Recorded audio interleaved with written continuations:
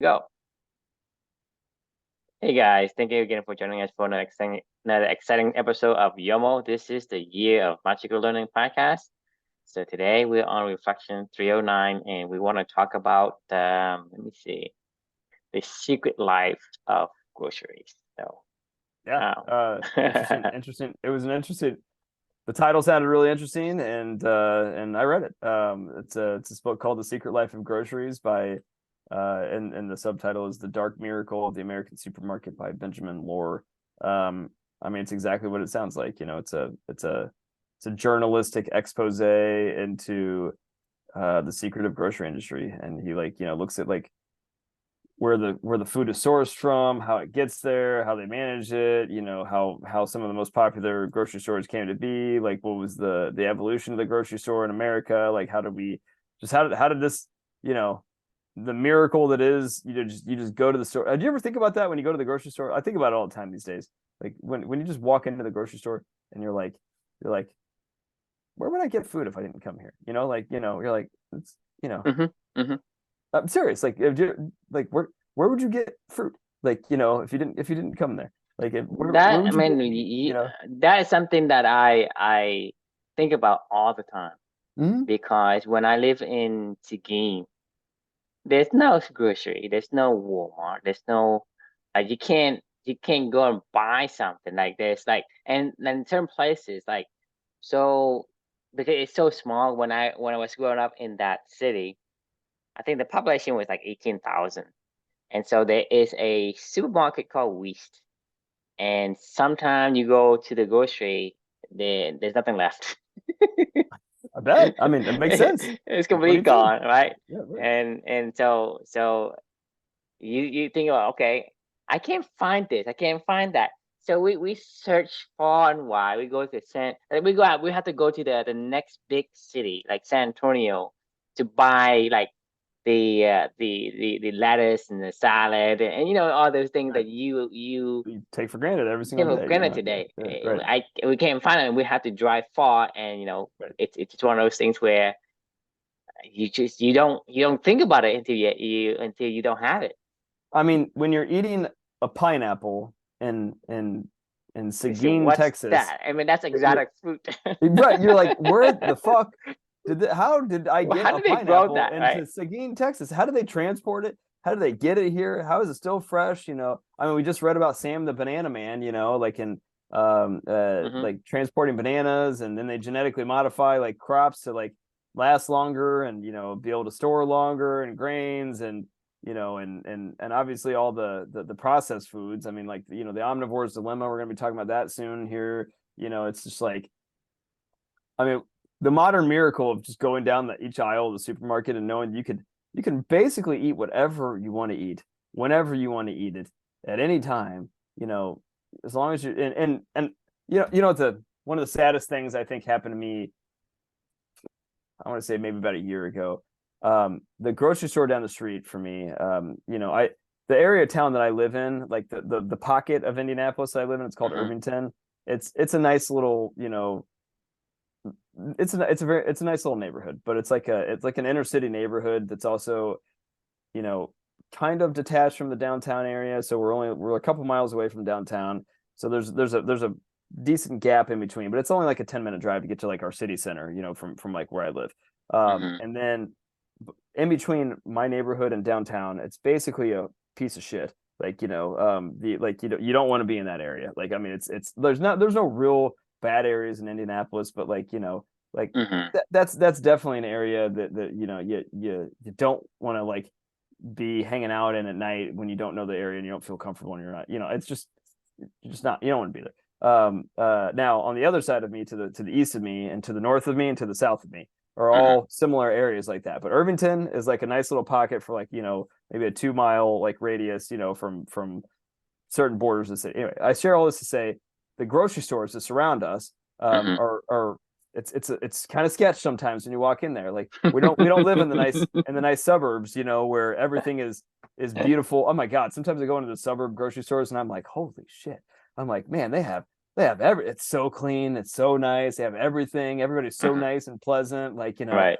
And then, and then I come back down to my Kroger that's like, 3 minutes from my house or whatever, maybe 5 minutes from my house. And you know, you go in there and some days it's like, this is kind of, I This. mean, these are my people, you know, and that's okay, right? You know, but the reason why I'm sharing this is because of that's where I live in the city. Like the resources that gets invested into that particular Kroger isn't near as much as it is, you know, in the you know the donut surrounding suburbs. You know, Mhm. it's not a bad Kroger. It's just not the greatest Kroger. It's probably Right. like just a little below average. Anyway, I share all this to say on very many times when you walk into this Kroger on what you would think would be kind of off hours, like, you know, I don't know, Sunday night at like, you know, 9 o'clock or something like that. Like there'll Mhm. be a line, you know, out like 30 people deep waiting to check out, out of even the self checkout, you know, registers and stuff. They have like, Really? because they don't staff it. They're like, we can't find staffing. Like, so it I share all this to say, like, it fucking infuriates me when I walk into there and I think I'm literally just, I'm like, it's Sunday night at 9 o'clock and I'm like, oh my God, we're out of milk or something like that for Luca for tomorrow morning. Just got to go run and grab some milk really fast. It shouldn't be that big a deal. Like, just run into the grocery store and grab it Yeah. and get out of there. And then you walk in, and you're like, oh fuck, you know, and then you know you got to sit there for like 20 minutes while you wait for everybody to go through, and you know, Mhm. and I, so this happened to me this happens regularly. This happened to me Mhm. a couple months ago, and as I'm walking through I finally get up to the checkout line, and there's one person that's working there, and I like looked at them, and he looked like he was a manager or something. He had like, you know, I don't know, he had like, it looked like he was a manager. You know what I mean? When you see like the manager of like a grocery store, like Mhm. you can tell they look a little different, they dress a little different. And I was like, bro, I was like, why can't you guys ever, do you not know when people come to your grocery store? Don't you have like analytics and all this stuff? Like, why is it every time that I come into this damn store, there's like a line, like, you know, 900 people deep? And he's like, yeah, no, we know. And I'm like, okay, well, if you know, I was like, why aren't you solving this? You know? And he was like, well, we tried, but it's just really hard to get people, you know, it's the economy, man. People, you know, like, we just, you know, they wanted more money they're willing to pay them. And I'm like, wow, like, you're telling me that nobody will work at your grocery store? Like, I mean, there's nobody in this world that'll work at your grocery store. He's like, no, we can't get anybody. Like, we can't get staffing. And I'm like, anyway, I went round and round with this guy for like 7 minutes. I offered him like 9 different alternatives, you know, and I was like, why don't you jump on a register? You know, like, what are you doing? Like, you know, like just like, you know, get these people through the lines, like figure out how to, like, you know, anyway. So after I said my piece and we had a Mhm. discussion as I was checking out, you know, we were I don't know, chatting for, let's just say, 5 minutes. As I was walking out of the store, like, I had that thought of exactly what we were talking about with this grocery store stuff. And I'm like, what the fuck am I talking about? Like, I'm bitching about waiting 20 minutes, you know, down the street to get whatever the fuck I want, whenever the fuck I want it. And I have the nerve to go, can you make this faster, you pieces of shits? Like, you know, like, Yeah. and this is no joke. I mean, I had this thought as I was walking out. I was like, what is wrong with me? But at the same time, I was like, we're clearly all staring at the same problem. We all know it. Like, I mean, are we really just going to pretend like this problem doesn't exist? Like your lines are always insanely. Everybody said, as soon as you walk in the store, every person, you can just see it. Like, it's almost hilarious. They should just have a videotape of somebody just sit there and videotape people that are coming into Mhm. the store when they see the line and they're like, ah, like Ah. almost every, like, Ah. seriously, it's like, oh, Ah. every person. It Ah. happens every time. But you know, it's like we all see it. We're not retarded or something. You know, it's like Jesus Christ, like, fix it. You know? But either way, like, this is, you know, the American grocery store system, and it's pretty amazing, right? You know, I mean, I don't know what was it like in Vietnam when you grew up. Do you remember it all? Um, well, it depends. You know, I live in some part of my life in the city, some part of it's in the country. So in the country, it's similar to what we experience here. Is, you know, you want to get something. Usually, you either grow it yourself, or you go and you trade with a neighbor, or you go to a far place to the market, you know, Right. and you walk like, you know, half an hour or an hour to go get there. In the city, it's like New York. It's like you can just walk across the street and it's a bunch of people. Like, and so Nice. yeah, it depends on yeah, I guess how concentrated the populations are. The more concentrated, and then more services that we just like one of those things that you say, 1 + 1 is equal to 2. It doesn't equal to 2. It equals multitudes of, and then you add multiple people together. Right. So these services and values escalates, and it exponentially grow bigger and faster. So people tend to kind of come together for that reason because it provides so much value. Versus on the other hand, like for you to go and get a pineapple, right? It will take you a whole day, all day long to get a pineapple for you to do anything else. So you're wasting a lot of time. So you either go out there and do it yourself. Meaning a lot of time in the country you have to self-sustain. You're going to only need to buy the things that's more of a luxury, and so you probably go to the grocery once, like in a while. Right. You don't go every day. In the city, it's like, hey, 5, 6, 7 times a day, and people just come to your house and, hey, I have these for sale. You want to buy it? And you just buy and give them money. They just come buy it. They just come buy with their cart, a banana. Say, hey, I got banana from South America. Eat it. Take Fresh, it. right?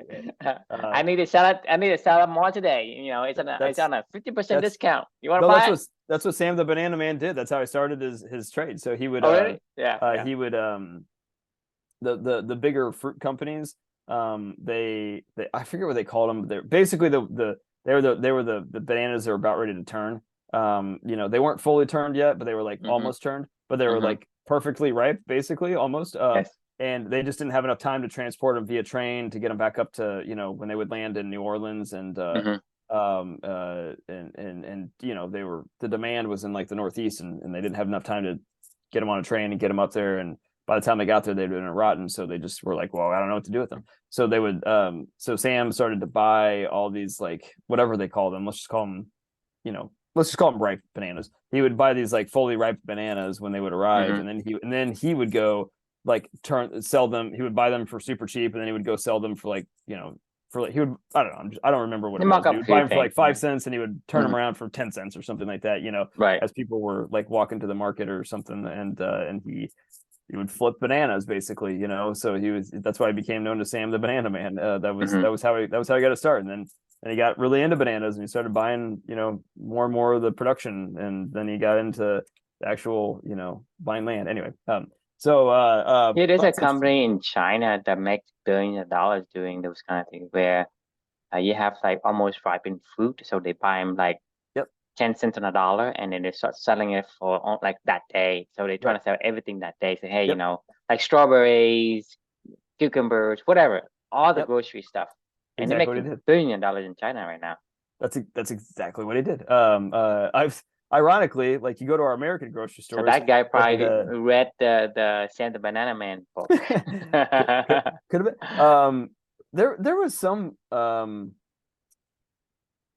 I want to say is maybe the I think I saw like an Undercover Boss episode one time of Chiquita Banana founder.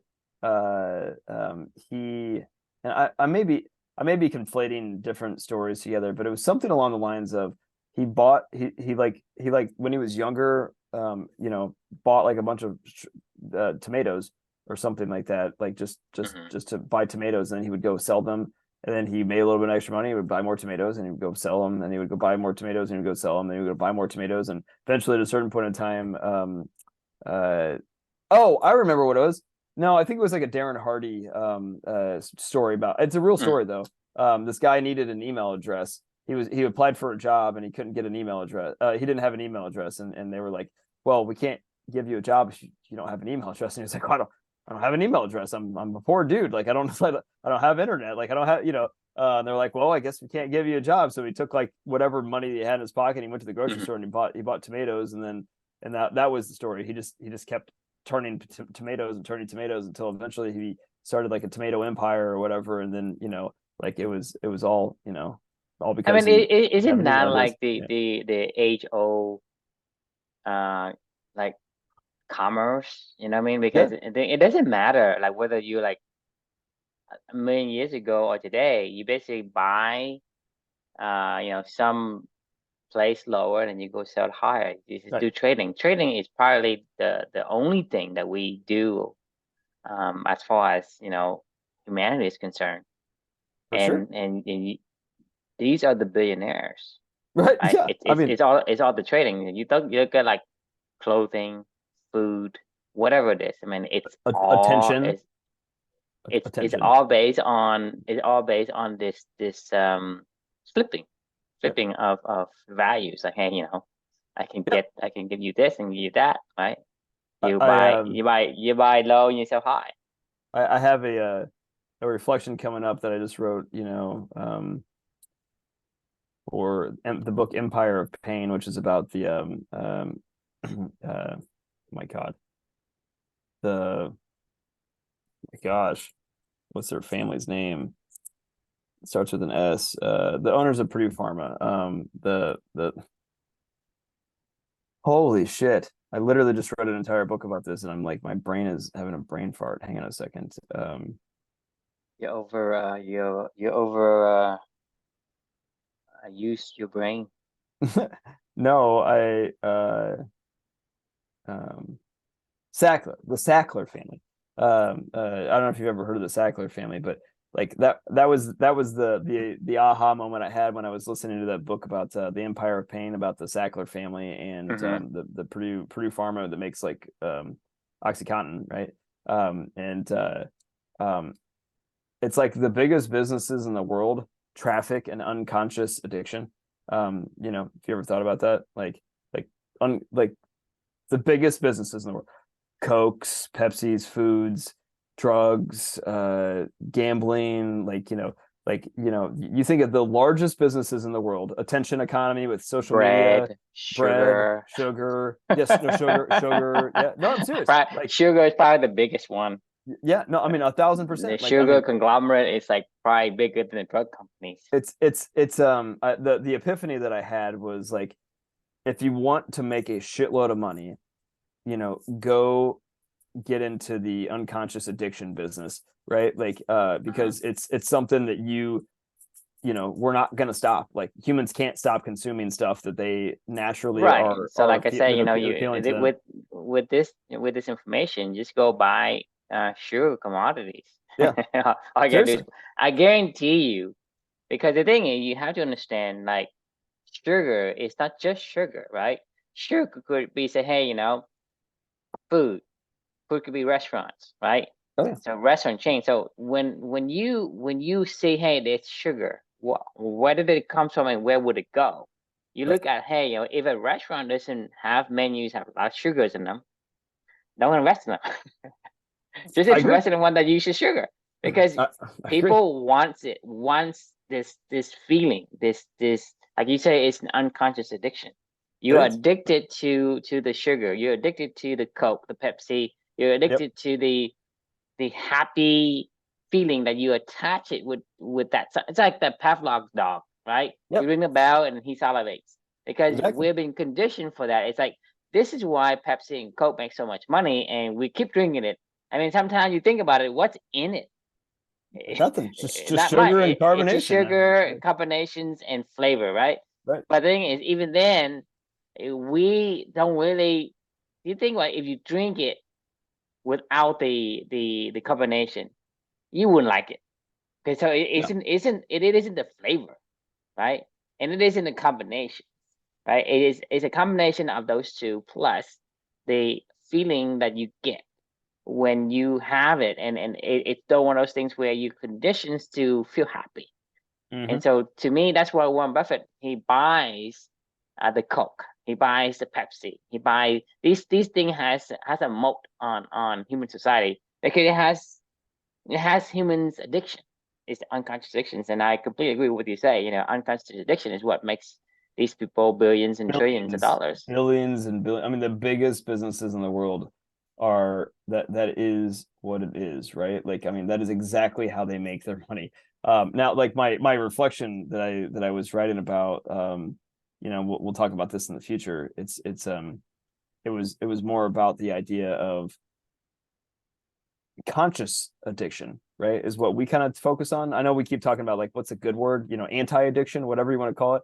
but like Mm-hmm. unconscious addiction is preying on the masses. But what we're trying to do is to help you to figure out what you consciously want to be addicted to, and then go after that every single day, all day long, Right. right? Like that's Right. that's a whole different animal. You cannot, like comes that is not easily acquired. That is something you have to work hard at and figure out, like through trial and error and blood, sweat, and tears, what you naturally are addicted to, but consciously, and then consciously understand that, because it works both ways. Like you could be unconsciously addicted to, like Tiger Woods was unconsciously addicted to golf. I guarantee it. As he was growing up, like it was something that was just like, tennis has been the same way for me my entire life. Like I will find myself just down a rabbit hole where I'm like, I am tired, I am thirsty, I have a headache, my foot hurts, my back hurts, my legs hurt, I'm still playing. It's 4 hours, and I'm like, I can't stop. Like I'm like, I literally just like, I can't stop, right? But like that's the stuff that it kind of works both ways. But this is, understanding what you want to be addicted to and then funneling your attention into that. Like now I go, yeah, I know I can't stop, but I'm actually cool with that. Like I get why this is happening, and I'm saying I choose this, like versus versus the unconscious side of it all. So anyway, we're so far off of the reflection. I haven't even done the reflection yet. So we're almost done with this conversation, time wise, and we're having. But we still talking about groceries, so Yeah, I know. Yeah, that's true. That's true. All right. So anyway, onto the actual reflection itself. So this one was it was an interesting book. I mean, it really was. I learned a lot. Actually, another side note tidbit. They talked about the Burmese. I think it was the Burmese in this book, where like the shrimp farming trade, like, and like the indentured servitude and things. Do you know what I'm talking about? Like of the shrimp farmers and of the world. In one section he dove into like the seafood counter at Whole Foods, and it went like into a deep dive into like where like a lot of the seafood comes from, and like the shrimp trade, and dove deep into how that's turned into like some really crazy bad shit that happens with like fisheries in Southeast Asia, and like indebted servitude, and these people are fleeing from like Burma, and then they throw them on these boats, and they basically can't get off for like 20 years. You know what I'm talking about at all? Like, is this something you're familiar with? That's new to me. It was pretty wild, actually. And also it was even wilder to learn about like domestic shrimp. Like they've like shrimp that's raised on a in like a fishery. Like they're not the same kind of shrimp. They lose their eyeballs. They're like it's like pigs when they get put into pig farms, and they eat the other fish's tails off. Like this is what happens. They like spin around and round and round and round, and then all of a sudden their eyes just pop off, like when they're stuck in these little. It was weird, man. Like some of the shit that we do to get these things to our supermarkets is pretty fucked. This is an interesting book. I mean, it was seriously like kind of eye opening. I'll probably never really forget about it. But the one thing that I remember the most from this whole entire book was the reflection title: "Study the source code, study the source material, not the competition."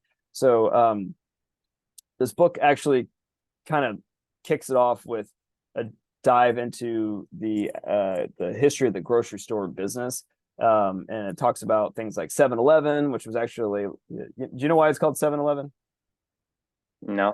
It was open from 7 to 11. It was it was the first. It was actually, I think, started in Texas, and it was like one of the first grocery stores that were open, almost the whole day, right? Like, and that was their thing. That was why it became. And anyway, the one of the big deep dive exposés this guy does and goes into detail around is around Trader Joe's and the unique business model, and how that came to be. The owner of that company, his name was Joe. Is it Colombo, whatever. Anyway, he was the he's the Joe in Trader Joe's, right? So he was a really interesting character, and he had like he was truly the soul. Did you ever shop at Trader Joe's? Yep.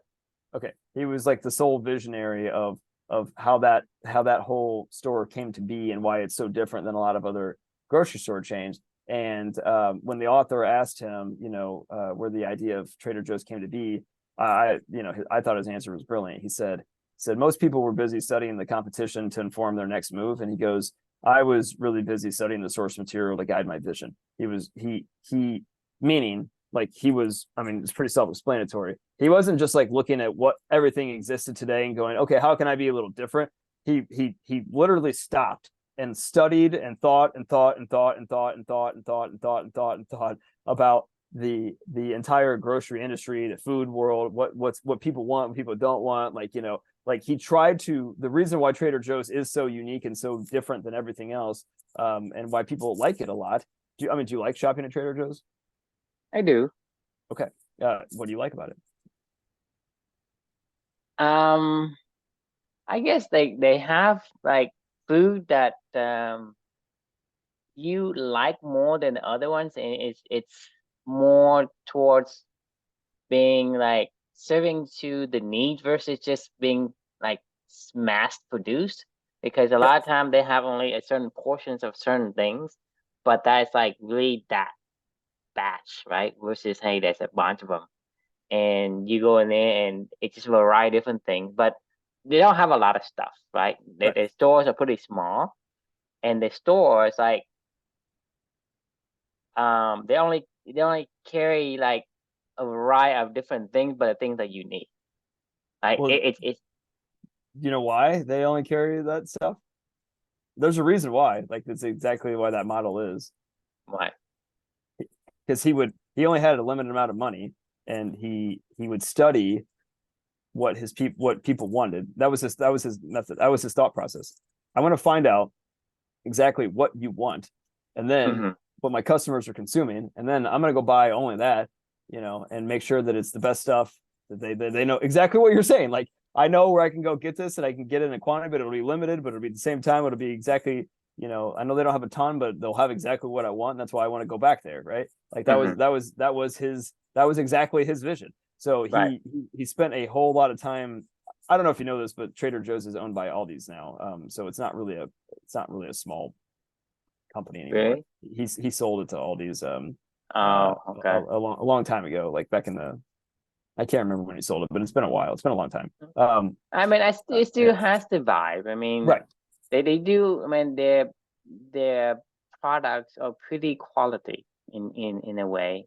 It's quality and it's unique. Mhm. It had to me, it just have a different vibe, right? It has more of a natural vibe to like it's like you feel like it's like you're in the wild versus It's you going into Whole Food, right? The Whole Foods qualities are up there as well, but Whole Food vibe is more like commercial and more like very. It's too neat. You know what I mean? Yeah, yeah. No, Yeah. I know exactly. I mean, we actually just went to Whole Foods tonight to go get their salad bar, dinner, whatever. But Whole Foods, by the way, has changed so much and since Amazon bought it. Like there's a whole lot of like of their own name brand stuff, and it's not all niche anymore, like, vegan, dairy-free products. I mean, it's there's some pretty bullshit, it's just expensive shit. All it is expensive Yeah, I don't garbage food understand. now, I mean, I Yeah. think Whole Food just, I think Amazon just want to get their footing into Oh the yeah. grocery business, and just instead of having to figure out the supply chains of grocery itself, we just buy something existing, and then now they're gonna stuff the food in their own branded products into the That's supply exactly chain. what's happening. That's exactly what's happening. But I think I think you hit the nail on the head with Trader Joe's and what he was trying to do. But the reason why you feel like it's a natural vibe is because he spent a lot of time studying what a natural vibe was. He was not looking at his competition. He was not looking at some of the other things that other people were Hmm. doing. I He mean, I he think if you chase somebody, you're always going to be behind them and you're going to be like just like them. So if exactly you look at competitions, then you're going to say, well, if he does it, I'll do it too. So you look exactly like your competition. There's no difference. exactly. I mean, you might be able to slip a little tiny little difference to But to then try people to don't notice the nuances of the differences. They have to be like vastly different. We would say, hey, okay, that's different. That's completely not the same. Versus, right. hey, Hey, there's this tiny different twist. Well, you're gonna have to actually tell the customer that's the difference before they even notice it. I mean, if I see Ford and GM, a Chevy and a Ford driving down the street next to each other, like You besides the don't know. logo, it might as well be the same damn car to me. I mean, except for like maybe a Mustang or something, where it's like very unique Not and even, not even then. Only if you know what a Mustang looks like, and you right. really know by heart that what it looks like. You put a Mustang by next to A a Charger Camaro or next to a whatever, a Charger. Yeah, Camaro. right. He's Right. like, can you tell which one's which, right? Only Yeah. if you're a fanatic on one of those models, then you understand. Because as far as a Mustang's concerned, the only thing that I see as a Mustang is like the symbol of the Right. the emblem of the Mustang. Otherwise, Yeah. Yeah. if you take them off, I probably get confused. Okay, it may be something else. I don't know if you've seen the new Mustangs, but yeah, it's even worse now. Like, Why they gotta ruin it? uh, so this is look at this car. That It that looks is like a that Camaro, that's no, that's not even a Camaro. That looks like but it a looks like a Camaro, or it looks like a looks like a Camaro, Hyundai.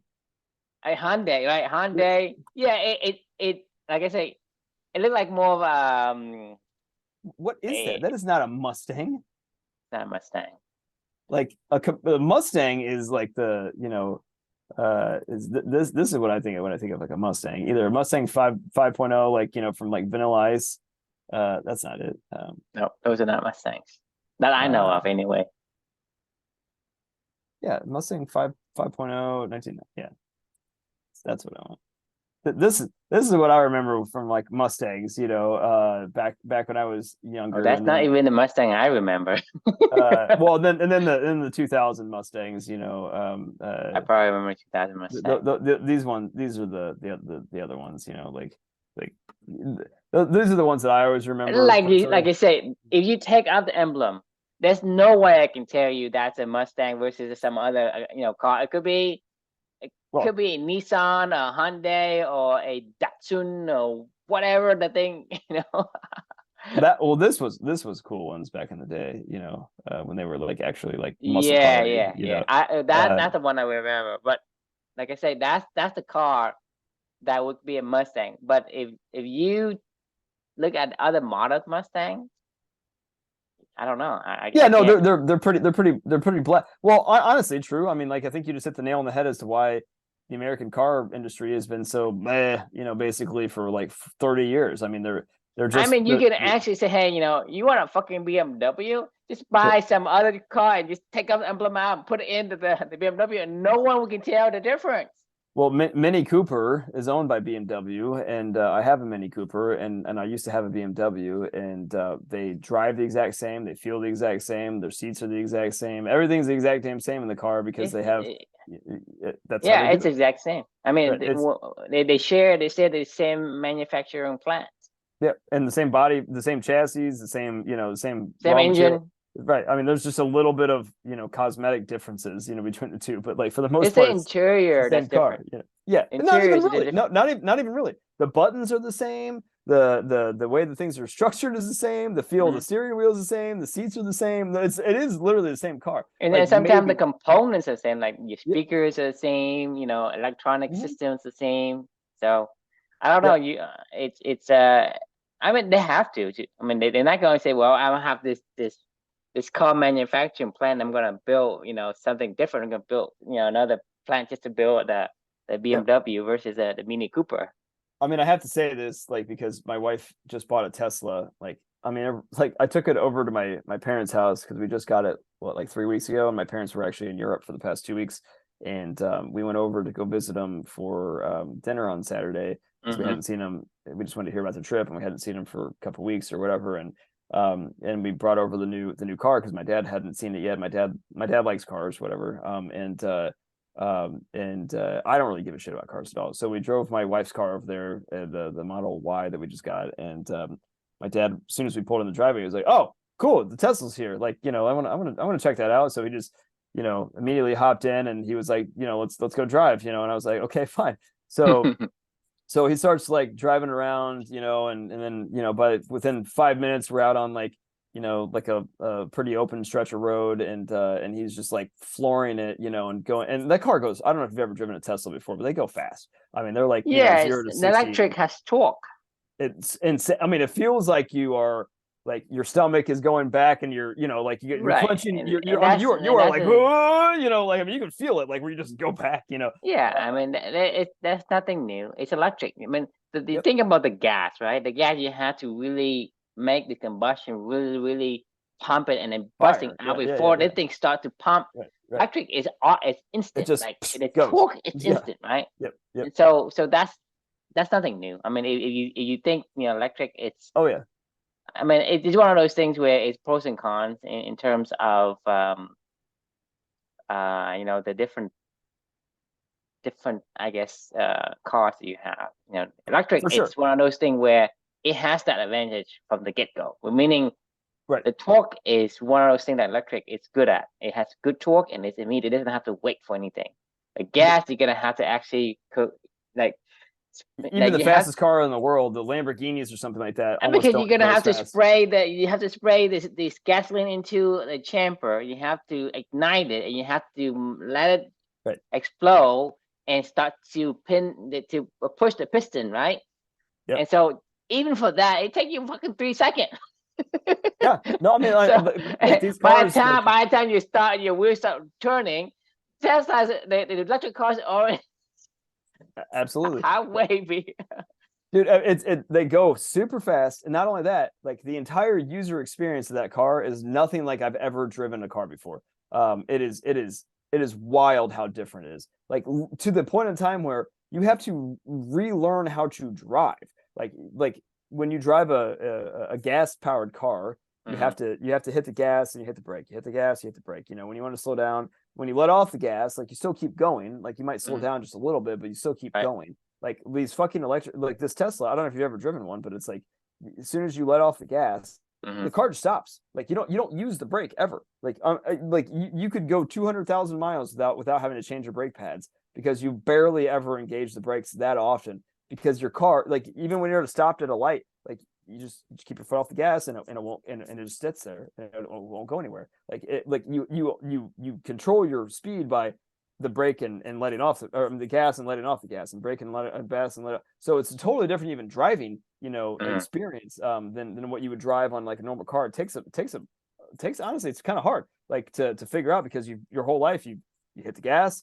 And if you want to start to slow down a little bit, you let off the gas, completely, and then you use the brake if you need to start to slow down. Like, I mean, that is not how this works, right? Like, it is completely different. So even that, and then the entire car is basically a piece of software. So like, my dad was playing around with everything. He's like, this is incredible. I mean, he was like, this like the outside of it isn't really anything to look at, but like it's the fucking driving experience. All the things in there are so well thought out and well planned and well designed. It's so unique and different beyond anything else that is out there. Like when you go drive another car, like it's just another car. Like if I went to go look at a BMW right now and got a brand new BMW, it would just be buying a new BMW. Like, I mean, and I guess I like the brand or something. I don't know, right? But like this is a whole different animal, right? This is like Trader Joe's versus like Kroger. Right. Animal, right?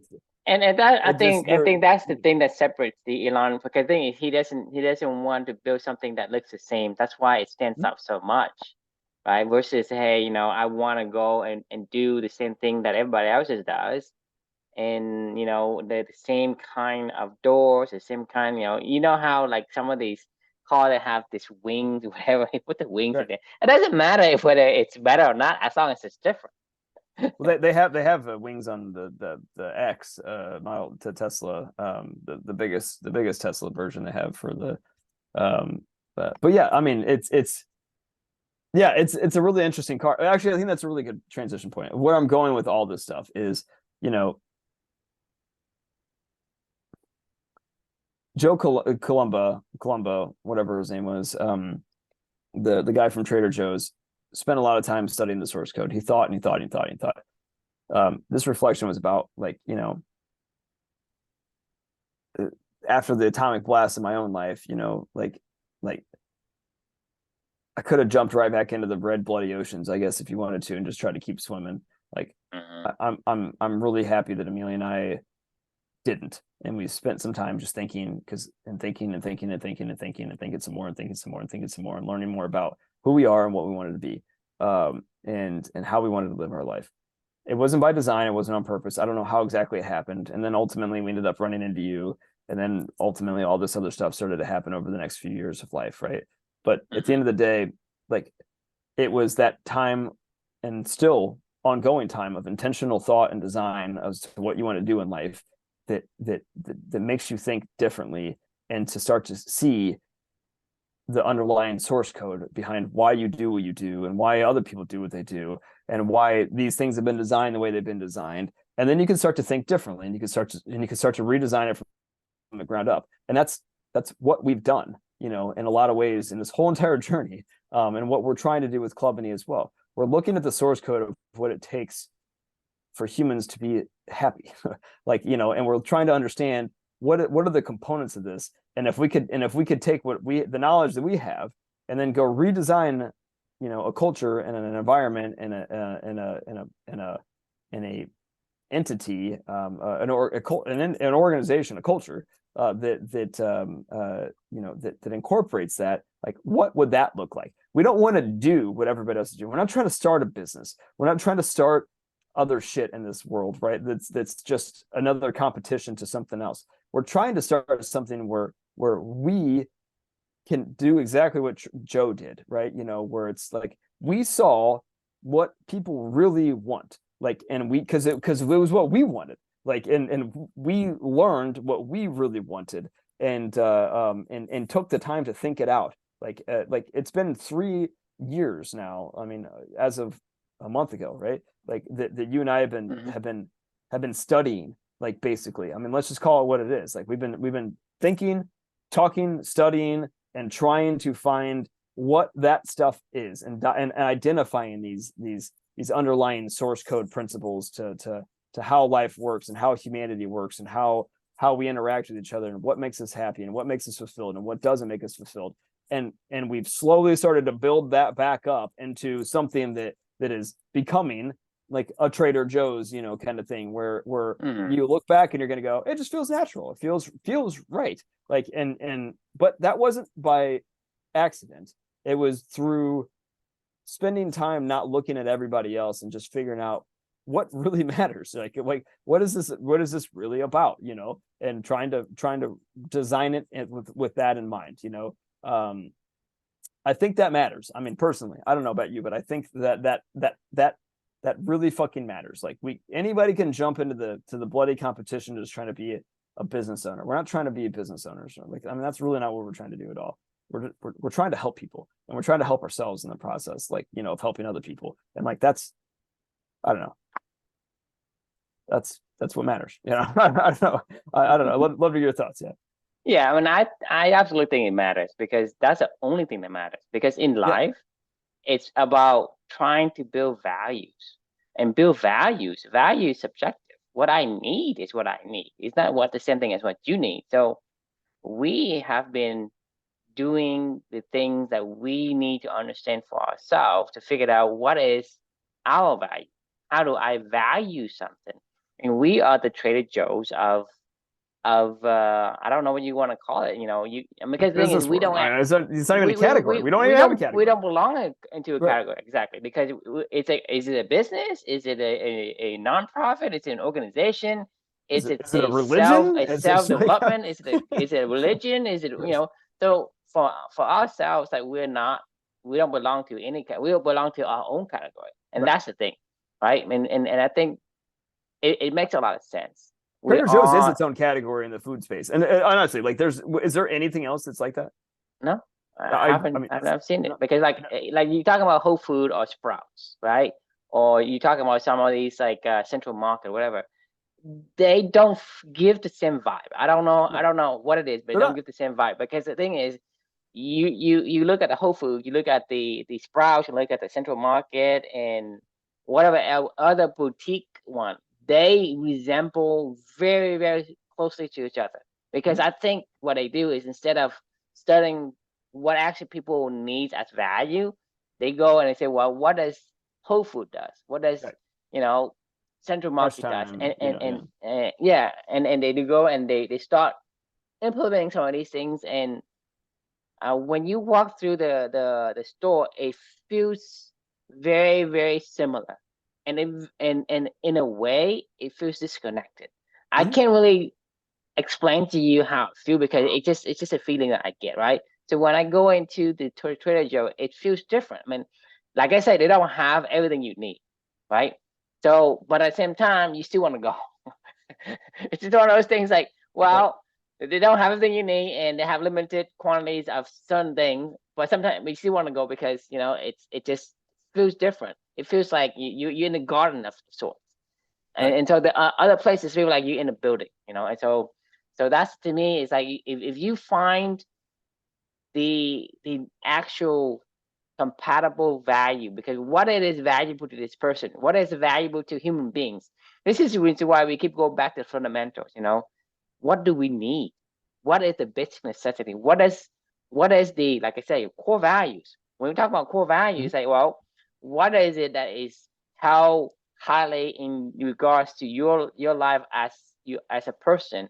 What it is that you need more than anything else? This is what Right. we mean by core value. We go back to the, like I say, the fundamental of human being. We have to be who we need to be, who we are supposed to be, not who we want to be or who we are told to be. I can say, hey, Chris, you can be this person or that person, right? Because somebody can come to me, hey, True, you're this person. Hey, you could be a doctor. Well, I don't want to be a doctor, right? It's because I don't have that particular skill set or talent. I just Mhm. can't be because someone else say I could, right? And Right. so to me, the value comes from the individual. The value comes from studying the whole general species, right? And figuring out what are the And the fun universe and the and other universe. species and like anything you can study, study everything that you get your fucking hands on, like, I mean, never stop learning, because it'll always continue to inform and grow, who we And I are. and I think that's what we've been doing for the past 3 years is we are Right. studying the tendencies of humanity. That's why we love the book, the happiness hypothesis, because Mhm. it talks about the primitive instincts of human. We're talking about the thinking fast and slow, talking about the Nudge, we're talking sapiens, about, right? These are sapiens, human nudge, yeah. instincts. What Right. what we are drawn to, and so when Right. we are looking at these underlying fundamentals, these are, like you say, the source code. Figuring Mhm. out what is the source code and build things based on that versus, okay, let's go say, oh, what does Tony Robbins do? What does Right. you know What's Darren Darren Hardy Hardy do? do? Right. What Yeah. does some of these guru does? Right. One thing is they have their own niche, right? And if I do what they do, I become just like them. If I But follow them, but then they're I'm just always behind fighting. them. It's fucking a bloody competition fight for what they're doing. Like, I mean, they're all scrapping for some to honestly to dupe some dipshit to give them, like, Darren like has been pissing me off. Like, I still do my Darren Hardy every single day, Mm-hmm. but he's been pissing me off for the past like 3 weeks. I feel like and he's trying to pitch his business masters class, like, to entrepreneurs. It's going to change their life. Every day it's different, like, here's why we need to talk. Today was like, here's why we need to talk about AI. Like, come to my business master's class. Here's why AI is important. Here's why. Oh, no, today was about A players, like why it's so hard to, why A players want different things, and why it's so hard to attract them, keep them, blah blah blah. Like, this is really important. You should come to my business master's class and we can talk about it. It's been like this for like the past 3 fucking weeks. Like, like, and I told Felicia this earlier today. I was like, if your goal is to just help people to become the best, like he says it every day, be better every day, right? Like, and that's what his goal is to be better every day. If your goal truly is just to, and the secrets, and all the answers, that you can go help people, that you tell everybody this is going to change their life, and you put little promo videos on there of people, customer testimonials, and blah blah blah blah blah. I clicked on one of those business masterclass things just to find out, is this what how much is this? It was $8,000 and it's like $700 or something like that a month, for like a course of a year, for you to belong to this business masters class, series. And like, immediately I was like, what the fuck? I was like, like if you really want to help me, like wouldn't you just say, hey, give me, you know, you don't have to give me anything, but like at worst case scenario, say, I'm going to help you, Chris. I think I have the answers, and I think that I know how I can help you to get A players and to deal with this new AI stuff. And like you just come to this seminar. I'll put a whole lot of work into this, and you know, if it helps your business, figure out how you want to compensate me for that. You know, like I don't know, you can tithe me 10% or whatever of your guys' revenue that you increase off of this. I don't give a shit. I mean, you don't have to get anything. I guarantee you, this is the way human works. You give me something that I can build, I can use, I can, better my life. I'm gonna I'll need pay the you. next thing. No, Yeah, I don't need to pay you for that. I don't even need to pay me for that. I will have the next thing. You will come to me and say, well, oh, this works really great, right, right? I need the next thing. What you right, got? right. And I say, well, I can only do this thing because my time is limited, and this is a mass, right? It's mass work that I can do without having to decrease. But if I were to uh, carve a custom owl with you, it's gonna cost you $1 million, and I make $10 million. I will give it to you $1 million. I will give you $1 million for it. So that's the thing is, you think about it, there is so much value on the back end, on the tail end of it, Yeah. I mean, right? you could ride So that you forever. should think about That's it. my point. But if you go and you just force feed some nuggets of a bunch of like really good saying, but doesn't mean anything because there's so much behind it that you never say, and then you start pitching in and start blasting all these math. I mean, everybody's having master class today. Say, what the hell does that Absolutely. mean? Yeah, right. Exactly. And What you charge does like that mean? 18,000, sometimes $20,000 for like a week or 3 days. Like For what? Tony Robbins charged like the I 3 days know. for $10,000 for this mass, and people go in there. It's like this is like the next best thing. Cult. But this guy comes out and they can do shit with it. So because it's just mumbo jumbo. It's they go in there and they pump up the music and blah, Right. and people get into the moment, but after you go home, they didn't do anything. They get a bunch of what? Well, They got life. They got life feels again. because if I keep giving you, Chris, Beaver Bus Dam, blah blah Right. down here, blah blah blah, right? You say, well, it's great, I great, get it. I get it. and I get and it. then you go home and say, what the fuck is a Beaver Bus Dam means? You Yeah. can't What do use I any do of with it, this? Yeah. What do I right? Because do you don't every really day? understand it. Right. That's my point. Is You can't understand you something can that's been spill a used. bunch of proverb, whatever it is, start with why, right? Right. But you understand the meaning behind the why. You long tail, you gotta do the long tail. Amazon does the long tail. You do the long Right. tail, blah blah blah, right? But then when you get out of it, you don't have anything. It's just a shell. Yep. For me and you, Beaver Mustang means a lot, but it's just a trigger point. It's Right. not everything. You and I can say don't run for train. To me, don't run for train, it is deep in my heart. I practice that every day, Right. but it's just a trigger spot. It cannot Of replace. a whole lot of learnings and conversations that went into that, Mm-hmm, and retraining of your exactly. elephants that went into And we're that talking about the making sense. elephant, right? We're talking about Right. the elephant over, and I said the elephant and rider. You and I keep talking about elephant and rider. I guarantee you, even if we talk to somebody for a whole day, they still don't know what elephant and rider Oh, means. they would have no idea. I mean, this is why we mentor people, and this is why we do. I've been working with my team for a year on this stuff, and it's taken a lot of them many months to finally go, oh, I get it, and it's like they have this like aha moment where they start to own it themselves, and they figure it out, and they start to like like whatever, right? Like I'm like when we've mentored people, it's been like you've seen the light bulb come on like in their own head, and they're like, oh, like Yeah, I because that's understand. the And thing is, like, you think you have to formula. Like I can say, hey, there's this great formula. I'm going to use it again. right, E equal MC squared. Okay, this is great. It's formula. I'm going to take it home. But you yeah, get it home, say, what the fuck is E? What the hell is C? right, Okay. E is energy. Well, C is speed of light. Square, right? M is cool. mass. Okay, What do I I can do with this? identify the. Well, how the fuck do I put it in real life? How do I square the speed of light? The Right. speed of light, right? You want the Club any masterclass? Focus on your values. There you go. Boom.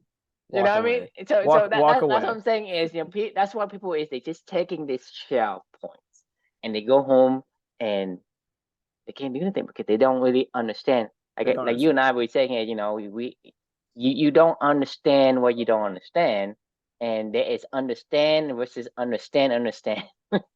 Well, understand versus mastery. Take like the Nassim Taleb quote, right? It takes Mhm. anybody can understand something. It takes a master to write it, right?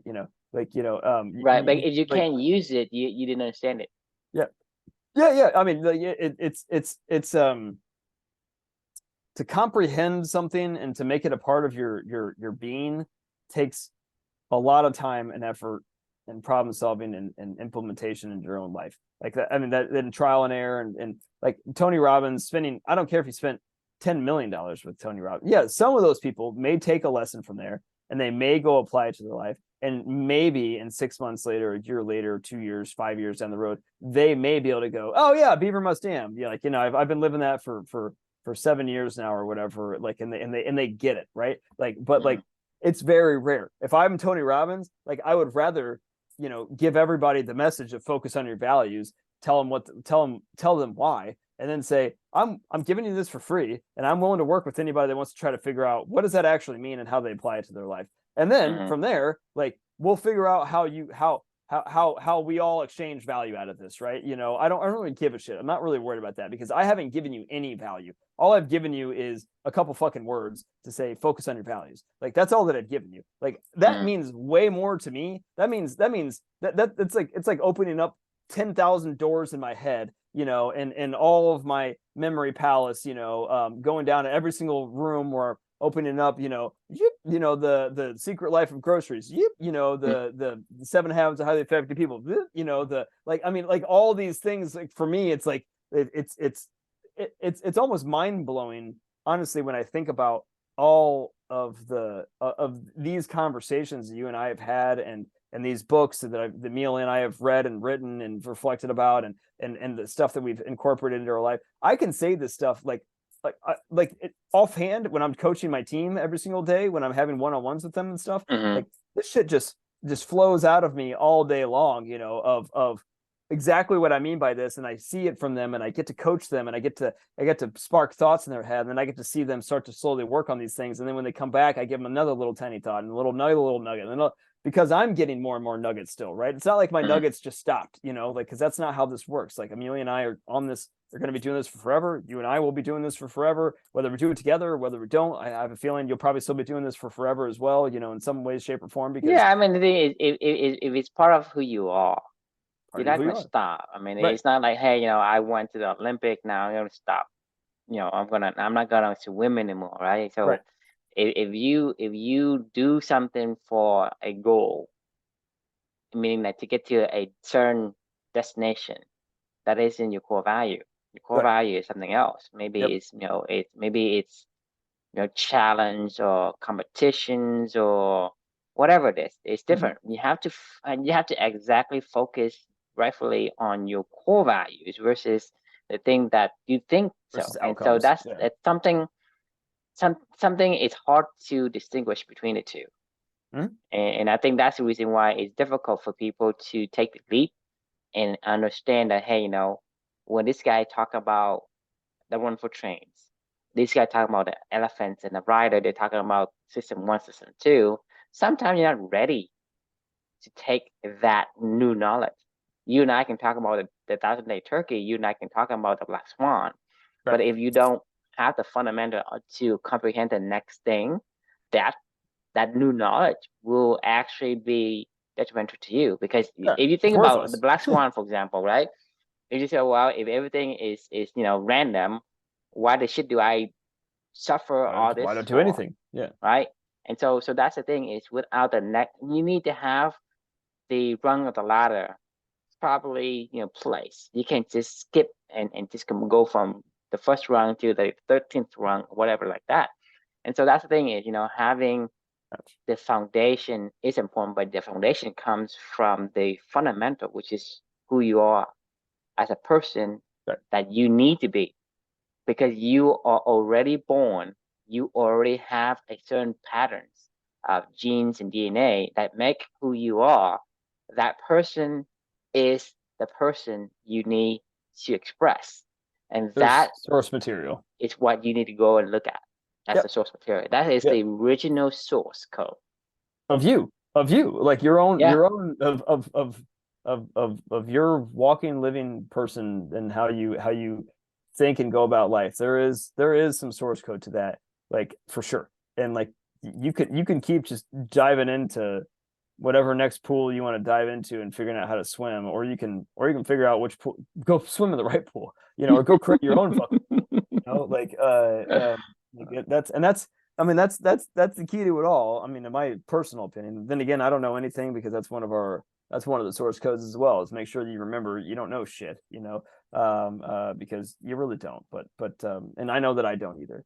Yeah, Anyway, all but the point it is better than go look for something else, because right. when you look for something else, the chances are that it's gonna match who you are as a person is very, very low, Mm-hmm. right? I mean, you say, well, can you guarantee It's me impossible. that it's going to work? Well, I can't guarantee you, but I guarantee you that it won't work if you look for something else. You look for Right. that person to be, hey, I want to be like that person, because that person is that person, not you. So I cannot guarantee you whether you can find your own core value and be this person that you want to be, but I can guarantee you that you won't if you follow someone else. I That's, agree. I mean, to me, I mean, think about it. I don't know. I mean, maybe you have an answer to that, No, but I I don't. don't. I don't. I tell you, maybe there is an answer to that, but like I mean, I don't think so. I mean, I think you're spot on with that. All right. I think we gotta let's put a pin on that. That was fun as always. We spent an hour talking about not this, but sort of this. So but that was fun either way. It's Uh, okay. I mean, this is part of the Yomo podcast. It doesn't have to right. be, particularly this book per Well, se. we were It's kind of talking about it. We were kind of talking about we did. We started out with it. it. Yeah, right. It was meandering, but that's all right. That's what we always do. All right. So the question we can leave with everybody is, are you taking the time to study your own life and understand what makes you happy? And I think that's study the source code of your own life is the point, right? Like, and yeah, keep it up. See what happens. See what you learn. And we'll Yeah. be here to try to help you find the way. If you want to have any questions, or you want to coach, like, let us know. Thanks for joining, and we will see you all tomorrow night. Sounds good. See you.